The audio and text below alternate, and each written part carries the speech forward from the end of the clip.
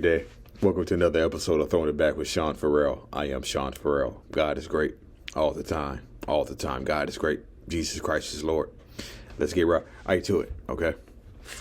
So, I was laughing at something. Okay? And that's going to be the topic of today's video. I'll just tell y'all what I was laughing at, because it just seems like when you win,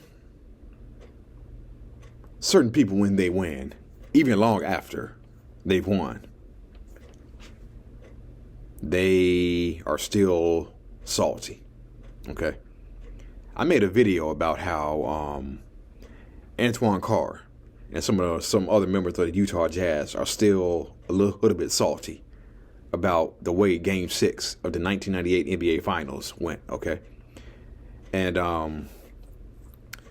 some of the members are still salty. Some of the Jazz are still salty because Howard Eisley hit a three with the shot clock running down in the second quarter, okay?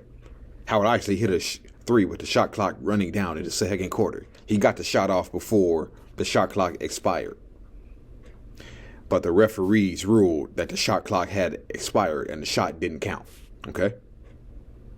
Okay, that's one. Okay. So two, it was the fourth quarter and the shot clock was running down again. Only this time, the Bulls had the ball. So the shot clock is running down. Ron Harper drives towards the baseline and he has to shoot it. He shoots it. The shot clock expires, but the referees count the basket. Okay. And Bob Costas said at that time, Bob Costas is like, you know what? If they had call, that's a 5-point swing in missed calls. They took a Howard Eisley 3-pointer away wrongly earlier in the game, and they just counted Harper's shot, even though the shot was a fraction of a second late after the shot clock expired. Okay. So some members of the Utah Jazz are still so salty about that, okay? And so,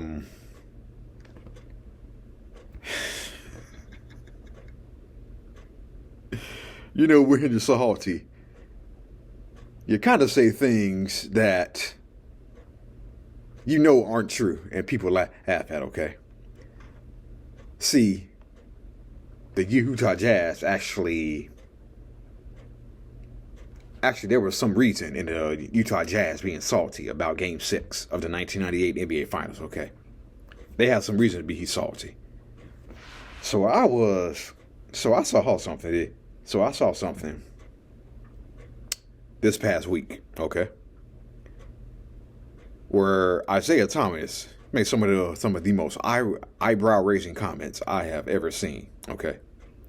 First, he compared today's Dream Team to the original Dream Team, okay?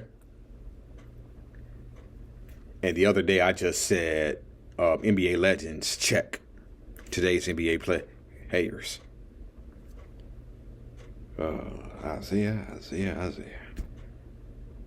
Isiah sort of checked himself, though, when he made that comment about this Dream Team being better than the 92 Dream Team, okay? Well, okay, let's take a look at it. Everybody on the Dream Team was primarily in their mid-20s, mid to late 20s, mid-20s, late 20s. Bird and Magic were older, okay? They were the older guys in their 30s. But you had Michael, who was in his prime. Scottie Pippen, who was young in his prime. David Robinson, young, and had not yet hit his prime. Patrick Ewing, in his prime. Clyde Drexler, still in his prime. Christian Laettner, the college player of the year. John Stockton, in his prime. Karl Malone, in his prime. Okay? All these guys were in their hero prime. Okay? The 92 Dream Team was fairly young, okay? Fairly young with the exception of Magic and Bird, okay? It was a fairly young Dream Team, okay? And so, let me just go on a limb and say this, man. Dream Team 1 would kick the Dream Team's ass today. Dream Team 1 would kick ass with this patched up version he got of a Dream Team. Dream Team 1 would have kicked their ass. Okay. Not only that, they also had Charles Barkley too, who was in his prime. Okay. So I don't know what Isiah was thinking when he said that. So that's what being salty sounds like, okay? Then, this is why I was laughing when I started the video, okay? This is why I was laughing when I started the video. Isiah made one of the dumbest comments I've ever heard. And I saw this. Somebody said, boy, Isiah sure is working overtime to discredit Jordan. And so I said, okay, let me see what he said. This is what he said. I have it right here. Hold on. Okay.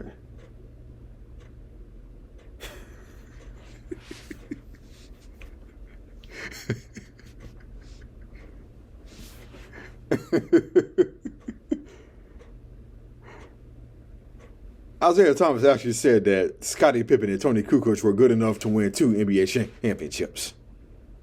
Now, I'm going to let y'all think about that for a little minute.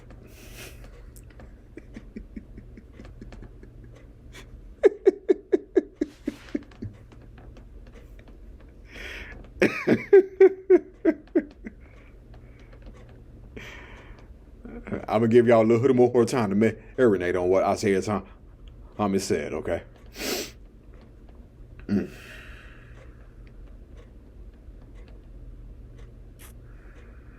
Okay. So, Isiah Thomas says Scottie Pippen and Toni Kukoc were good enough at that time to win maybe 2, definitely not 6.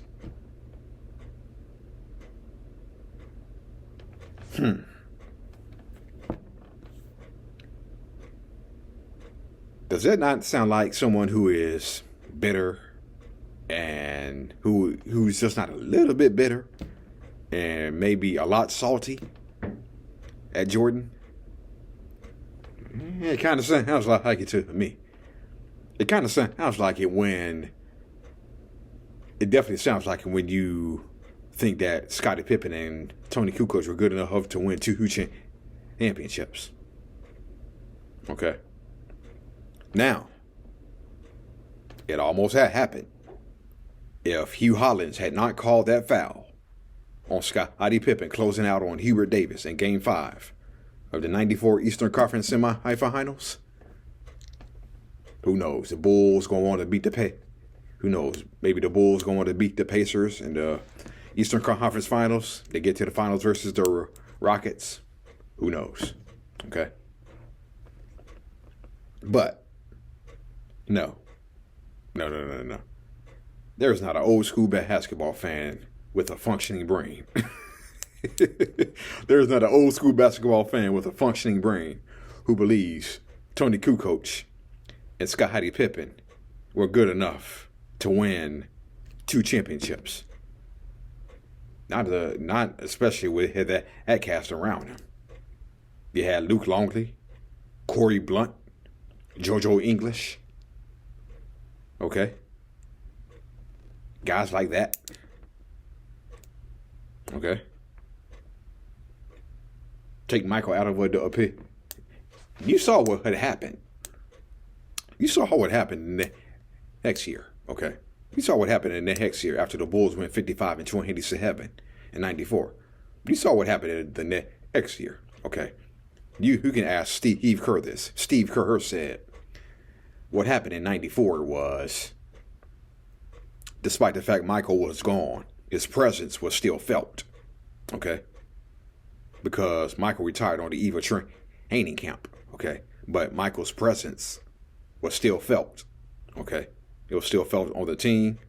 They were defending champions. They still had Cartwright, Paxson, and Grant. Still had Phil Jackson. Of course, still had Pippen. Had the newcomer Kukoc. And then plus, I think just as important, they were playing in the old Chicago Stadium, okay? They were playing in Chicago Stadium. However, over the summer, John Paxson retires. Horace Grant leaves in free agency. Bill Cartwright had initially retired, but came out of retirement to join the Supersonics, okay? So you lose those. You lose assistant coach Johnny Bach, right? And you have all these fresh faces on the roster. And basically, their roster is nothing more than Kukoc and Pippen. Other than that, it was Greg Foster, Corey Blunt, Judd Bushler, Dickie Simpkins, B.J. Armstrong, Steve Kerr, guys like that. Okay? And so, by the time the 1995 season came around, Michael's presence was gone. And they were playing in the United Center, too. The brand new United Center. So, nah. It's not an old school basketball fan with a functioning brain who believes that Kukoc and Pippen could lead the Bulls to an NBA championship surrounded by those players, okay? So, I think Michael Jordan was a pretty big deal in the first three-peat, and I think he was a pretty big deal in the second three-peat, okay? And so, Isiah Thomas, come on, man. Quit being so salty, man. Quit being so salty. I know you're still up, and come on, man. Come on, man. Whatever Jordan said about you in 91, let it go, man. Let it go. Come on, man. Let it go. Stop being so salty, man. All right. That's it. That's it. That's all for throwing it back. I'm out of here, y'all. May God bless you all. Peace.